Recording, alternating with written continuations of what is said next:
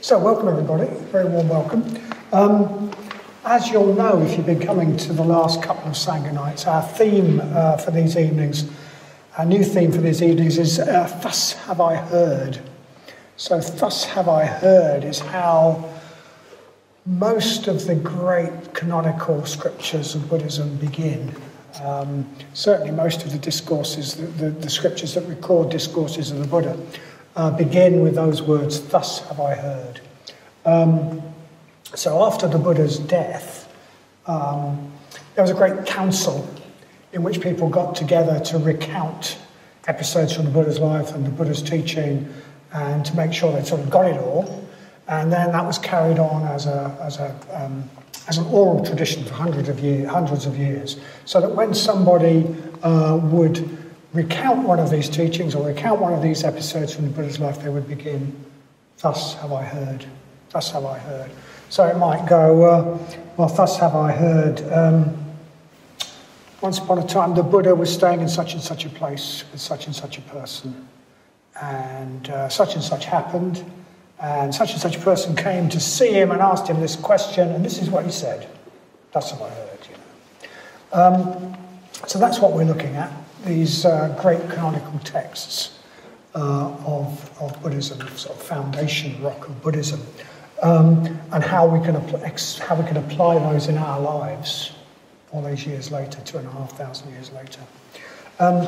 So the two talks we've had so far on this theme have been on mindfulness, on the fundamental Buddhist teachings on mindfulness. So we've seen that in the Satipatthana Sutta, the Buddha talks about how mindfulness of the body, the practice of mindfulness of the breathing, mindfulness of breathing can be developed into mindfulness of what we find pleasant and uncomfortable, and the way that normally drives our behaviour, how we respond automatically to what we find pleasant and uncomfortable,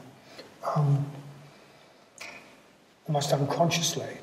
And how it can also be developed into mindfulness of our mental contents, our thoughts and our emotions, etc., and even of reality itself, and how all of that can allow us to be in the gap, as we call it in the introductory classes, so that we have some freedom and creative choices. We're not just bossed around by what's happening in the world around us, what other people do, or even the mental weather in our own mind. We've got choices, we've got freedom. We can be creative. And I think we've also seen that in Buddhism there are three Sanskrit or Pali words that all get translated in the same way. They all get translated as mindfulness. So there's mindfulness, what's called apramada in Sanskrit, which is ethical vigilance, if you like. It's maintaining our mindfulness of our precepts, the precepts and commitments that we've taken, and applying those in the present. There's what's called smriti, which is a great word, I think, smriti. Sounds like, I don't know what it sounds like. Anyway, which is like being actually present in the present, knowing what's going on, where our body is, what's going on in our thoughts and our mind. And then there's samprajana, which is mindfulness, sometimes translated as mindfulness of purpose. It's knowing what we're seeking to bring into existence in the future. It's knowing what we're about.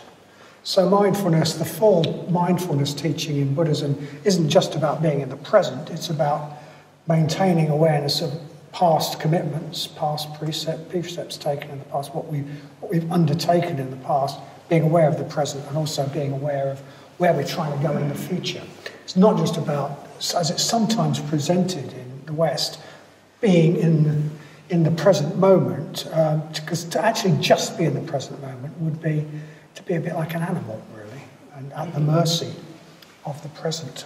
Buddhism's about a lot more than that. So we've seen all of that. And tonight I want to look at yet another aspect of mindfulness that I think is particularly relevant to most of us, given the way that we live today.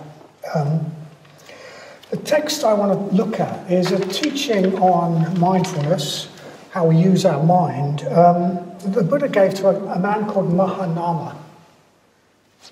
There are several different teachings to Mahanama in the Pali Canon, the earliest discourses of the Buddha, the earliest record of discourses of the Buddha.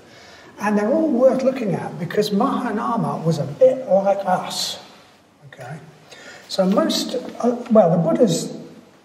of the Buddha's early disciples were what we might call renunciants, really heavy-duty renunciants, with this radical lifestyle of no possessions whatsoever, living by begging, dressing in rags, often sleeping rough in the forests. So this incredibly, they could be full-time meditators. They've got no worldly responsibilities at all. They could be full-time meditators and practitioners. But Mahanama was not one of those. Mahanama was a householder.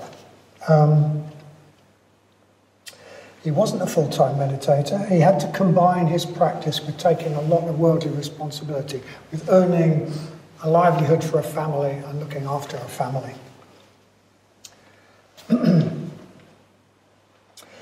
And whether we like it or not, we're a bit like Mahanama. We're more like Mahanama than we are like the Buddha's renunciant followers. We might think of ourselves as renunciants. We might go on lots of retreats, but unless we're really doing this in an extreme way, we're much more like Mahanama than we are like a lot of the Buddha's renunciant followers.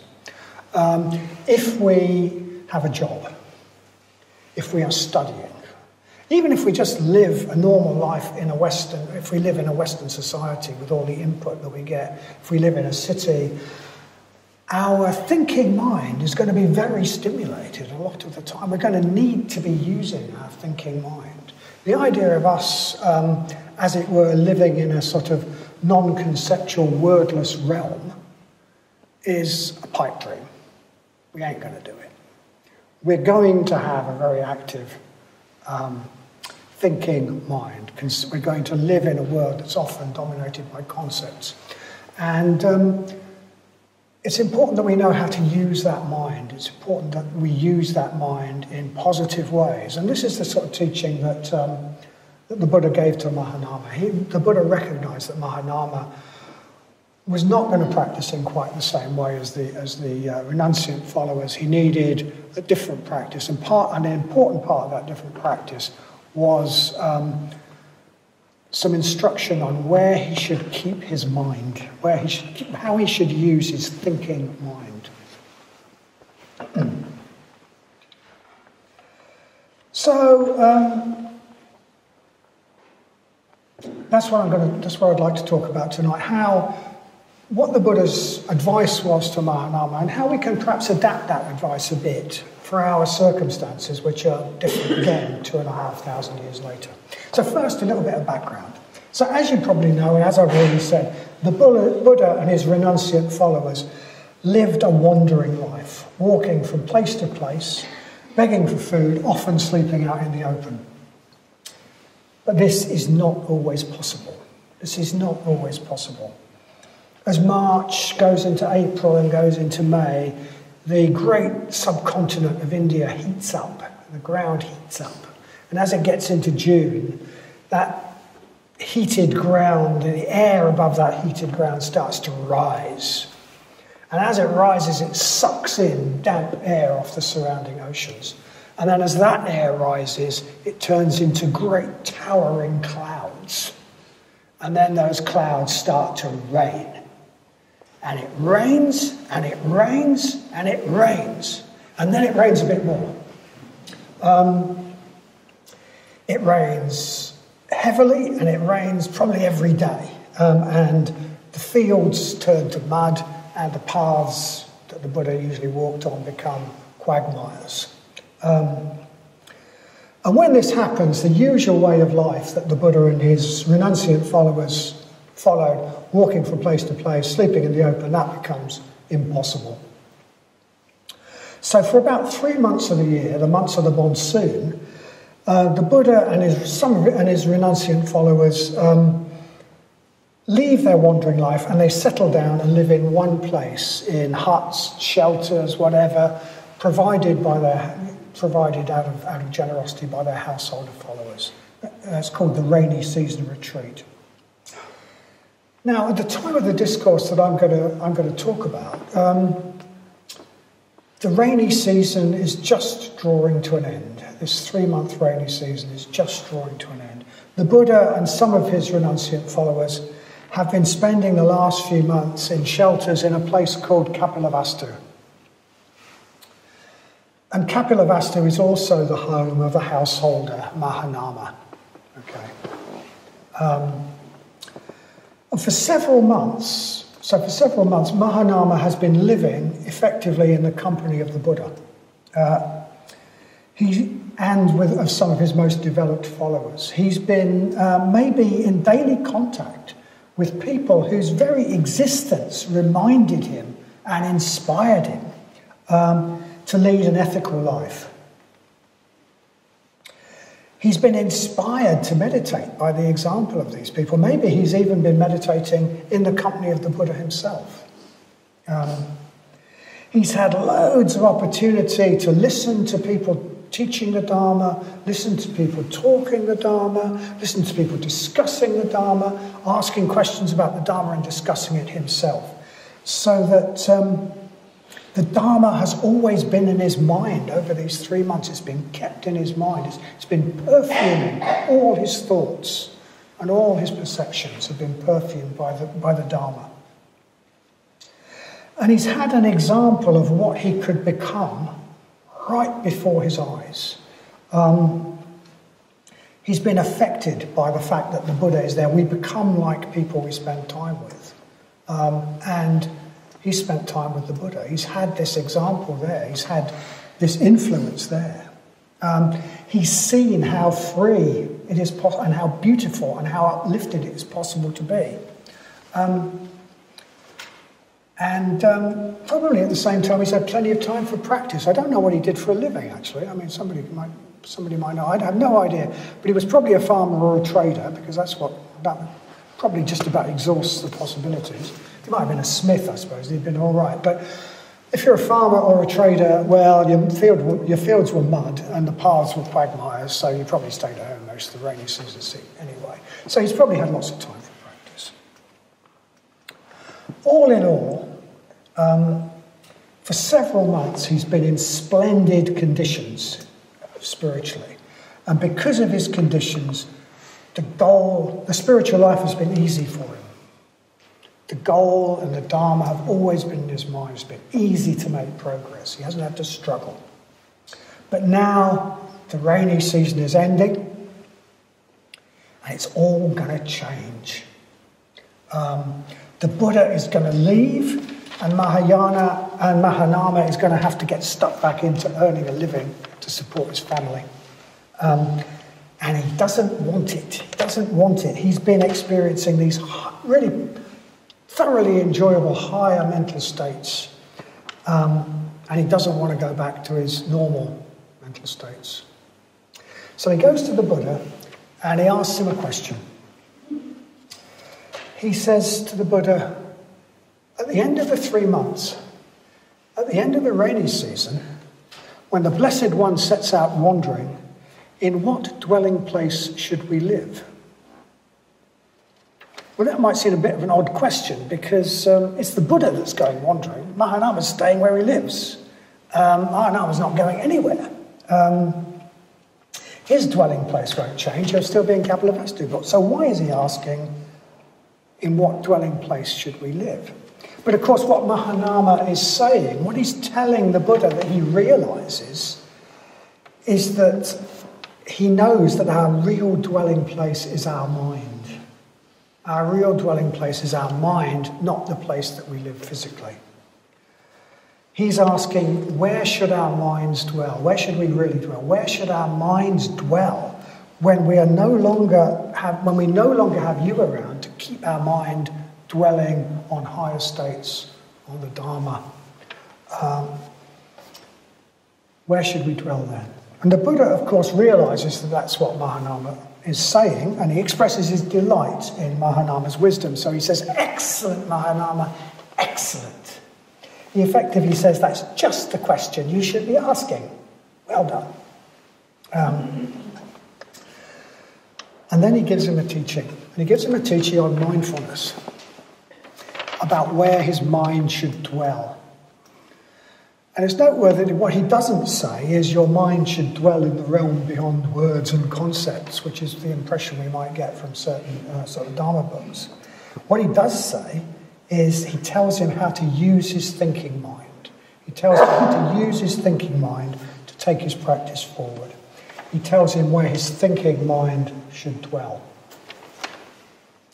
So he gives Mahanama a list of 6 topics that he should reflect on. 6 places that he should encourage his mind to dwell. In effect, 6 things to think about.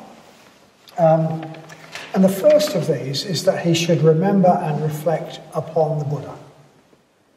He should use his imagination to be in the Buddha's presence in his mind, even if he can't physically be with him in his body. So what the Buddha says in the discourse is, firstly, you should recollect the Buddha. When a disciple of the Noble Ones is recollecting the Buddha, his mind is not overcome with passion, not overcome with aversion, not overcome with delusion. His mind heads straight based on the Buddha. And when the mind is headed straight, the disciple of the Noble Ones gains a sense of the goal, gains a sense of the Dhamma, gains joy connected with the Dhamma. In one who is joyful, rapture arises. In one who is rapturous, the body grows calm.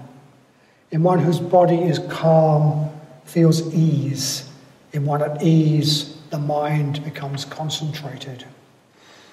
Mahanama, you should develop this recollection of the Buddha while you are walking, while you are standing, while you are sitting, while you are lying down, while you are busy at work, and while you are resting in your home, crowded with children. So that's his first teaching, to keep the Buddha in mind, keep me in mind, if you like, at all times. That will mean that your mind is headed straight. It will keep your mind in a positive state. It will keep your mind in a positive state. And ultimately that can lead to a sort of cascade of effects which lead to you becoming concentrated, which lead to you entering meditative states, states of one-pointed concentration. So firstly, Mahanama is advised, keep the Buddha in mind, in your imagination. This is the first of the 6 places that you should dwell. So for the last 3 months, he's been dwelling physically with the Buddha.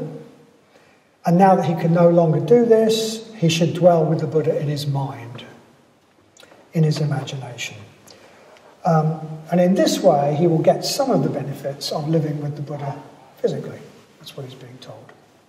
So this practice called mindfulness of the Buddha, which incidentally we'll be doing on Buddha Day. There'll be a meditation practice on mindfulness of the Buddha. This practice of mindfulness of the Buddha, it's been an important part of Buddhism since the very, very earliest days. So it's clear that for people who could live with the Buddha, be with the Buddha physically, this had a major effect on them. It's just clear from what we read about the times that it had a big effect on people. The Buddha was he was a teacher, an exemplar, but much more than that. There was something about being with the Buddha that caused people to become more like the Buddha. And maybe that's not surprising, because if we are with someone, we tend to become a bit more like them. And if we spend a lot of time with them, something about them rubs off on us. We'd start to take on some of their characteristics. And this effect is going to be much stronger in somebody who has got such a powerful personality as the Buddha had. The Buddha obviously had a very, very powerful personality, so his effect would be very strong. And also he was just a very attractive person. Who wouldn't want to be more enlightened, more free, more joyous? So just being with the Buddha obviously had a major effect on people. And people would try to be in the Buddha's presence as part of their practice to take his darshan. But for those who couldn't be in the Buddha's presence,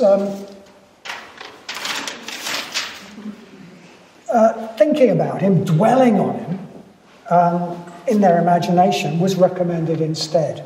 So in one of the very earliest suttas of the Pali Canon, the earliest record of the Buddha's discourses, we hear the case of a man called Pingya, an old man called Pingya, who couldn't travel around with the Buddha because of his aged body, but who made it his practice instead to stay in the Buddha's presence in his imagination. So Pingya says, "There is no moment for me, however small, that is spent away from Gautama, from this universe of wisdom, this world of understanding. With constant mindfulness, it's possible for me to see him with my mind as clearly as with my eyes, in night as well as day. There is not, to my mind, a single moment spent away from him. I cannot now move away from the teachings of Gautama. The powers of faith and joy, intellect and awareness hold me there. Whichever way this universe of wisdom goes, it draws me with it. Physically, I cannot move like that. My body is decaying. I am old and weak. But the driving power of purposeful thought propels me with it without a break." So that's Pingya talking about his practice, what he does as his practice, keeping the Buddha in mind in this way, so that he's just constantly influenced by the Buddha. And then later on in the sutta, the Buddha appears to Pingya and tells him that just this practice will take him all the way to enlightenment. So the Buddha, as it were, gives his seal of approval to this practice. So this practice of recollecting the Buddha, meditating on the Buddha, it was an important practice right back in the early days, in the Buddha's lifetime. It's recorded in some of the earliest scriptures. And after his passing, of course, it became more important, and it developed into all sorts of visualization practices of archetypal figures who embodied different aspects of the enlightened mind, as well as of the historical Buddha himself. So there's a traditional list that tells us that a person who does this practice will gain the following benefits. They will feel as if they were living in the Buddha's presence. They will naturally act in an uplifted, ethical way, feeling shame at the thought of doing any ugly actions. They will become worthy of veneration themselves. They will conquer fear and anxiety. And his or her mind will tend towards the plane of the Buddhas. His or her mind will tend towards the level of the Buddhas. And in a way, this last point sums it up, I think, that if we're... it sort of expresses a fundamental principle, that spiritual principle, that what we dwell on, that we become. We become like those we live with. And people in the Buddha's time took advantage of that. So if we dwell on living with someone in our mind, has the same effect as living with somebody in body. If we dwell on an uplifted, beautiful, enlightened being, we become more like a beautiful, uplifted, enlightened being. Our mind tends towards the plane of the Buddhas, which is why it works. So I'll say a bit more about this practice and how we can get some of it ourselves in our practice later on. But first, I'll just go through the other reflections. I'll go through the other reflections that the Buddha recommends. The other places, if you like, that the Buddha tells Mahanama to dwell in his mind. So the second of these other reflections, we have the Buddha, the second is the Dharma. Again, he says, when a disciple of the noble ones is recollecting the Dharma, his mind is not overcome with passion, not overcome with aversion, not overcome with delusion. His mind heads straight based on the Dharma.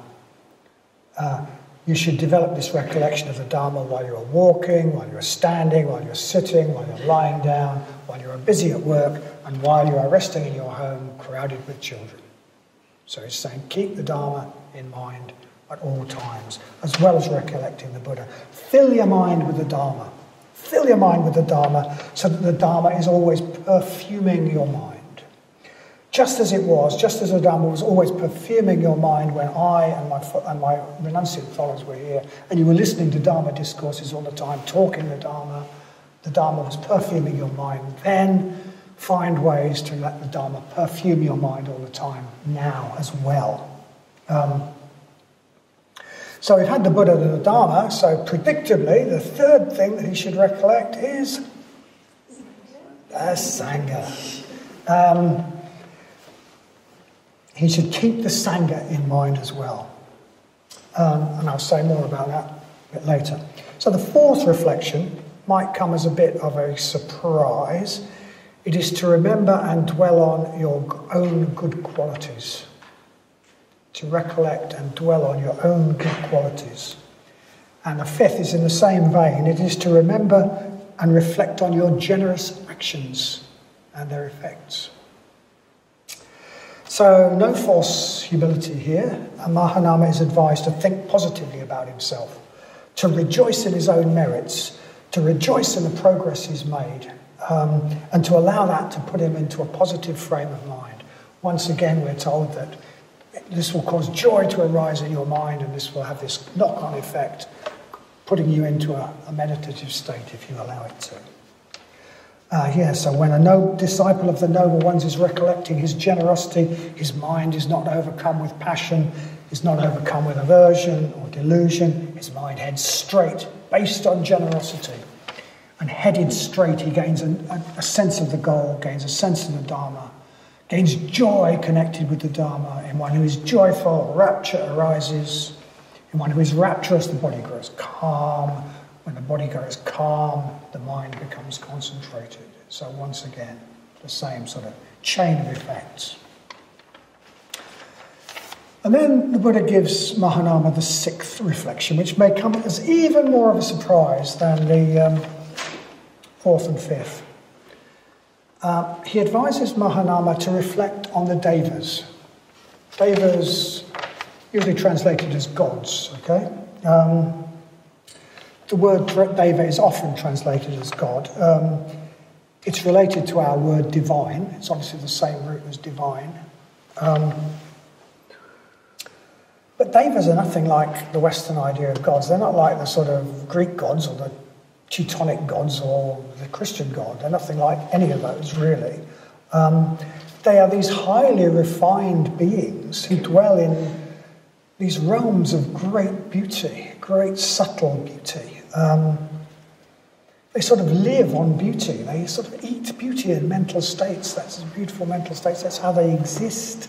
They're attracted to people who live in positive mental states, so they cluster around such people, which is why they're sort of attractive, why such people have a nice atmosphere. They're attracted to places where people are in positive mental states, which is why shrine rooms feel a bit different too, because they've got devas around perfuming the air. Maybe we can imagine them as a bit more like angels, beings of light, angelic beings of light, more like that than gods. And the Buddha tells Mahanama to reflect on these beings, to keep their existence in mind. And I'll say more about that later as well. So those are the 6 places that the Buddha tells Mahanama to dwell. On the Buddha, dwell his mind on the Buddha, dwell his mind on the Dharma, place his mind on the Sangha, place his mind on his own positive qualities, his own generous actions, and the devas. Some of them might seem relevant to us, some of them might seem less so. But what I'd like to do now is to suggest some ways that we, in our very different circumstances from Mahanama, in our very different culture, how we could get some of them, how we could practice some of those reflections ourselves. What can we do with our thinking mind to have it dwelling more of the time in the realms that will help us progress, the sort of realms that the Buddha's been talking about, rather than being tangled up in mental proliferation and anxiety about all sorts of stuff. So I'm going to offer some suggestions about how we could apply those teachings to Mahanama, which are very much just suggestions, and they're not exhaustive. You could probably think of your own, and you obviously couldn't practice them all at once, so you might want to just think about which ones might work for for you, if any of them? So firstly, mindfulness of the Buddha. Well, we could actually do the traditional thing and make it a practice to meditate on the Buddha, or some archetypal figure that embodies an aspect of enlightenment. This is what order members take on at ordination. We take on a visualization practice to do just that, to meditate on such a figure. It probably isn't suitable for everybody. I'm not sort of recommending that everybody suddenly takes up these sadhana practices. But what we could all do is to start to imagine ourselves in the presence of the Buddha when we do our ordinary meditations, when we do our normal meditations. So we could imagine we're doing the metta bhavana in the presence of the Buddha, and that the metta we experience is in a way the Buddha's metta. We're sort of sharing in his metta for all beings. We could imagine ourselves doing the mindfulness of breathing in the Buddha's presence, and the deep peace or the sort of expansive sense of oceanic, whatever it is, that we can sometimes experience in the mindfulness of breathing, we're experiencing a bit of an echo of the Buddha's mind in doing that. We're experiencing some of the Buddha's mind in doing that. Some of the Buddha's enlightened mind is being communicated to us. And we could do the same sorts of things with archetypal figures as well. We could do the metta bhavana in the presence of Tara, for example, and sort of experiencing Tara's metta for all beings. We could do the mindfulness of breathing and do that in the presence of Manjughosha, for example, or some other figure. So we could bring recollection of the Buddha into our meditation practice without sort of getting heretical, if you like.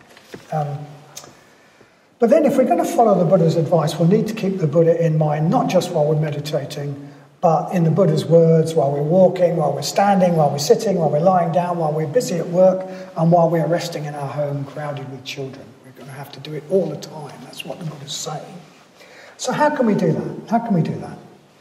Well, here's some suggestions. One way would be to use mantras, okay?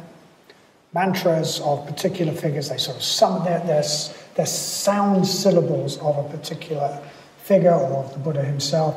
And if you get into them, experience just says that they do have an effect. You can see them as concentration objects, but they do seem to have an effect that goes a little bit beyond that. But anyway, we could mentally chant a mantra whenever we have a space in our life, whenever there's nothing to do, whenever we're on the bus, wherever we're waiting for the bus, whatever. You might notice that some sort of experienced Buddhists do this. I noticed that, for example, you'll often see Padmavajra sort of just doing this. And he's going over a mantra. Even if he's doing something else, he's using his mala to just sort of keep the mantra turning over in the back of his mind, so that there's always that presence of something transcendental, the Buddha or something transcendental in his mind, even when he's doing something else. And that's actually quite a practice that perhaps quite a lot of more experienced Buddhists will do, even if they're doing something else. But in this way, by keeping a mantra in mind, we do, in a sense, keep the Buddha in mind, or we keep enlightenment, or some aspect of enlightenment in mind. Mantras are said to protect the mind. I've even heard it said that the origin of the word mantra means mind protection, although I think that's probably not very scholarly. But mantras protect the mind. So we could echo the sutta and say that when a disciple of the Noble Ones is chanting a mantra, their mind is not overcome with passion, their mind is not overcome with aversion, their mind is not overcome with delusion. Their mind heads straight, etc. Images can have some of the same effect as mantras. So how we can, if we're trying to keep the Buddha in mind, having images of the Buddha or other archetypal figures in our living space will tend to keep the Buddha in mind. And we can use any number of different sorts of reminders. You might notice that quite a few Sangha members wear, rings with dharmic associations, or necklaces with dharmic associations, or bracelets with dharmic associations. And all of these can serve as reminders. There's something a little bit unusual which keeps our mind on the fact that we are Buddhists, in effect keeps the Buddha in mind. So there's a few just suggestions about keeping the Buddha in mind, as well as just sort of meditating on the Buddha, if you like. And the second of the reflections is mindfulness of the Dharma. How can we do that? As I've said, Mahanama's mind was constantly perfumed by the Dharma when the Buddha and his disciples were living in Kapilavastu. He often heard Dharma teachings, he often heard the Dharma talked about, discussed, he often had the opportunity to enter into Dharma discussions. It was always there in his mind. And we can get the same effect by simply reading Dharma books. They didn't have any Dharma books, we do. We could read books on the Dharma. And we don't read Dharma books, we don't only read Dharma books to get information, okay? That's not the only reason we read them. We also read them to just keep our mind dwelling on the Dharma, to perfume our mind with the Dharma, to soak ourselves in the Dharma so that the Dharma begins to sink into our bones, to soak into our bones. So it's always there in the back of our mind so that we begin to think dharmically. In fact, so reading Dharma books, or even just reading books that are connected with the Dharma, like biographies of great teachers or great practitioners, and so on, that can have something of the same effect. It keeps the Dharma in mind, so there's plenty of opportunity of that. We could read a Dharma book instead of watching the telly, for example. Keep the Dharma in mind. Then, of course, we can take as many opportunities as possible to listen to Dharma talks, like this. That will keep our mind perfumed with the Dharma.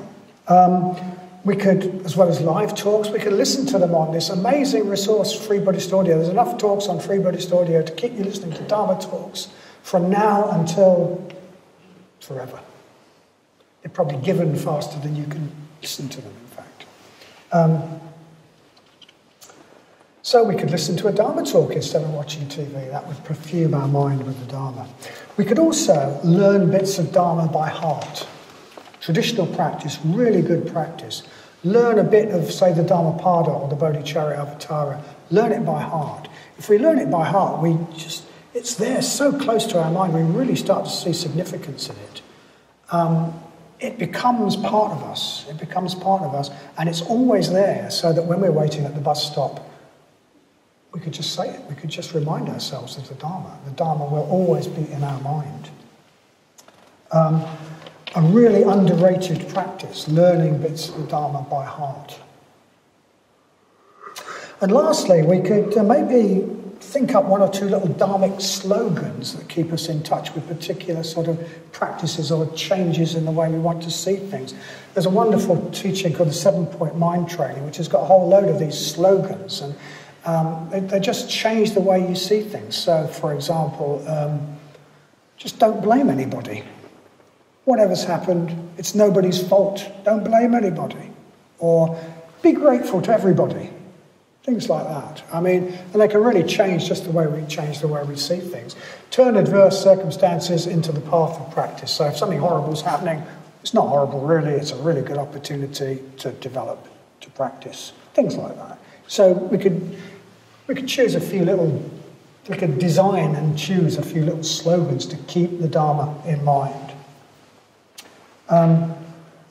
So Buddha, Dharma, Sangha. Obvious thing to think of Sangha members in our metta bhavana. Make friendships with the Sangha and then spend time with Sangha friends. Take every opportunity to be around the Sangha, and all of that will keep the Sangha in our mind. And then we get to these ones that we might find strange: good qualities and generous acts. Well, an obvious place to remind ourselves of our good qualities and our generous acts is in the first stage of the metta bhavana. So loads of people sort of find difficulty with the first stage of the metta bhavana, but maybe we wouldn't find it difficult if we just thought, actually, I've really quite got that good quality, and this good quality, and I did that, and look what that did.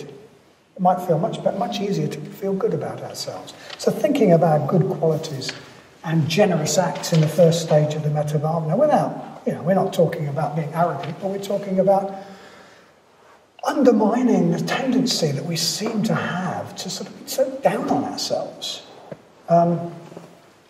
So we could do that. And we could also try to take that off the cushion and seek to go about our lives, keeping in mind the person we could be. Keeping in mind, if you like, our higher self. We could keep a high idea of ourselves and then live up to that idea. So we could let the person we could be, the magnificent being we could be, rule our actions in the present, rather than having our actions in the present ruled by the grubby being we might have been in the past. So that would be a way of bringing that reflection into our daily life. And then we've got this last one, which is going to seem strange to us, a lot of us, which is recollect the devas, to recollect the devas. What on earth might this mean, and how on earth can we practice this? So I think what we need to remember here is that the devas are divine beings inhabiting higher realms of beauty. Beautiful, refined, uplifted mental states. So to recollect the devas is to recollect beauty. It's to place the mind in a higher realm, if you like, a realm of beauty. Yes, a higher realm. As I've said, what we dwell on, that we become. If our mind dwells in realms of beauty, our mind becomes more beautiful, it becomes more refined. If we dwell in realms of ugliness, our mind becomes more ugly. So our equivalent of reflecting on the devas might be to put ourselves in touch with beauty as much as possible. To dwell in touch with beauty as much as possible. And conversely, of course, probably even much more important in our society, we need not to put our minds in the ugly places, in the defiled places, in the poisonous places. What we dwell on, that we become. If our mind spends time inhabiting violent, crass films, our mind will become more violent and crass. If we dwell mentally in poisonous internet discussion groups where the truth is let go by the board and it's all about how negative I feel, we will soak up some of that poison. So we need not to dwell in mentally ugly places and instead dwell in realms of beauty. So we could spend as much time as possible in nature, which is often very, very beautiful, and learn to pay attention to the beauty around us, learn to appreciate it. We can connect with beauty in various ways through the arts. It's one feature, I think a unique feature of Triratna, that we value the arts as a sort of spiritual practice, if you like, that cultivating an appreciation or even an involvement in the arts can sort of raise our level of being. So we could spend time, we could listen to music that speaks to us of higher realms. Music that evokes joy or wonder or mystery. We could gradually push back the boundaries of the sort of music we listen to. Try listening to something a bit new. Try listening to something a bit more challenging. And try really listening as a meditation practice, not sort of having music going on at the same time as we're doing something else.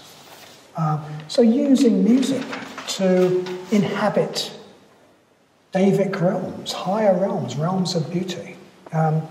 Spend time reading poetry. Cultivate an appreciation of paintings.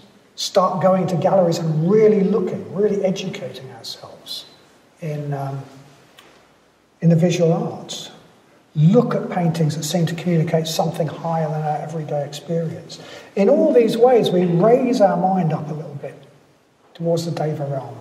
There are many others, I could keep going. And when our mind is perfumed by the Deva realm, well, it heads straight. It is protected against negative mental states.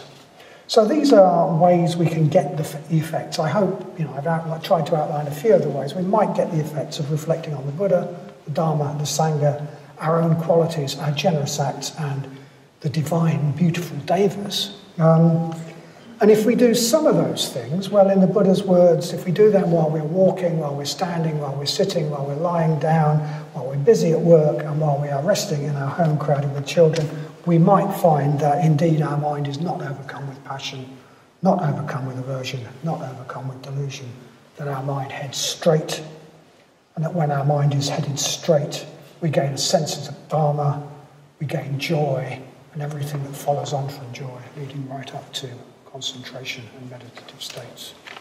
Yeah.